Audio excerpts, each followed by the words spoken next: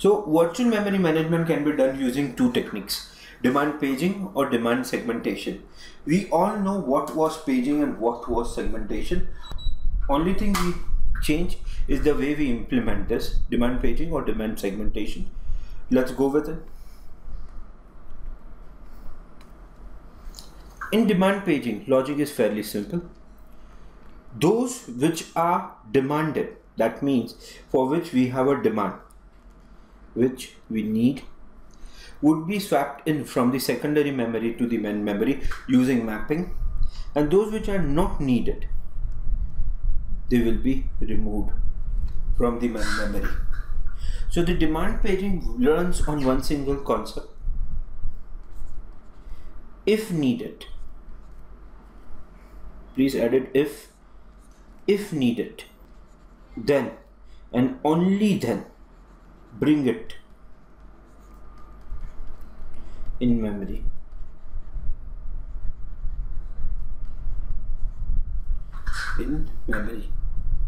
This has several advantages to do so.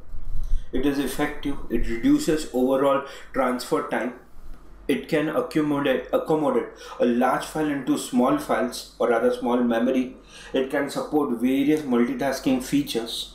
But again, when we are dealing with this kind of things, we should also know two factors: miss and hit.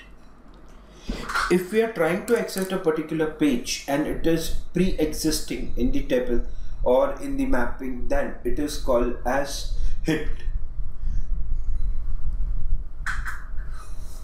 If we are trying to access a page but it is not there in the memory, then it is called miss.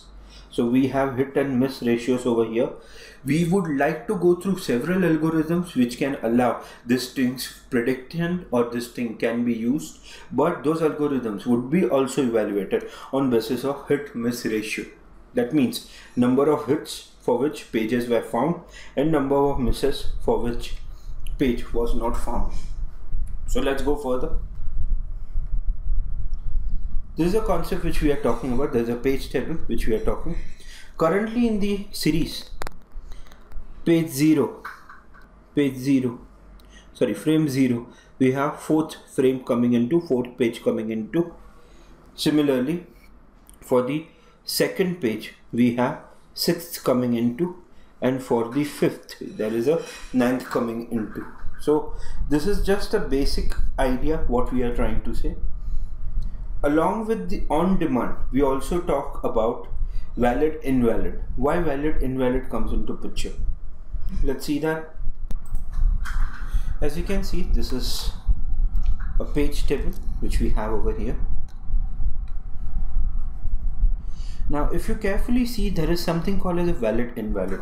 The topic which we are trying to discuss is called valid invalid bit.